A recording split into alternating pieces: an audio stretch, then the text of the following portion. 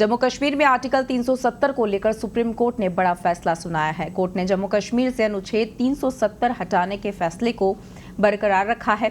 CJI D Y Chandrachud ने कहा, जम्मू कश्मीर भारत का अभिन्न अंग है, इसकी कोई आंतरिक संप्रभुता नहीं है। सीजेआई ने कहा कि राष्ट्रपति को आर्टिकल 370 हटाने का हक है। आर्टिकल 370 हटाने का फैसला संवैधानिक तौर पर सही था। संविधान के सभी प्रावधान जम्मू कश्मीर पर लागू होते हैं। ये फैसला जम्मू कश्मीर के एकीकरण के लिए था।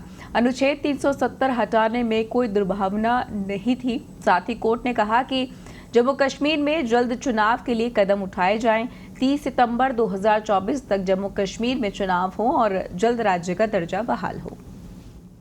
35A में 35A में इन तमाम चीज़ों को नज़र में रखा गया था कि एक बॉर्डर स्टेट है, एक तरफ से चाइना है, दूसरी तरफ से पाकिस्तान है और कोई यहाँ ज़रिया आमदनी नहीं है, कोई खदानें नहीं है, बड़े कोयले की खदानें या दूसरी खदानें।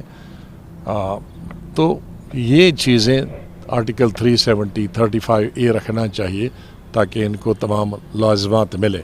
आज उन लाज़िमात से हम कोर्ट जाएंगे, हम कह सकते हैं आज के बाद जम्मू कश्मीर के लोगों का कोर्ट से भी अब भरोसा हट गया है।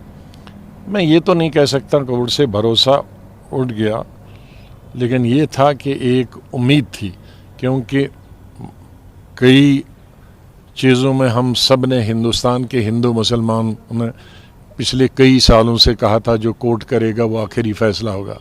जैसे बाबरी मस्जिद के बारे में कहा था, इसी तरह से और कई चीज़ों में कहा था और उसको स्वीकार किया था।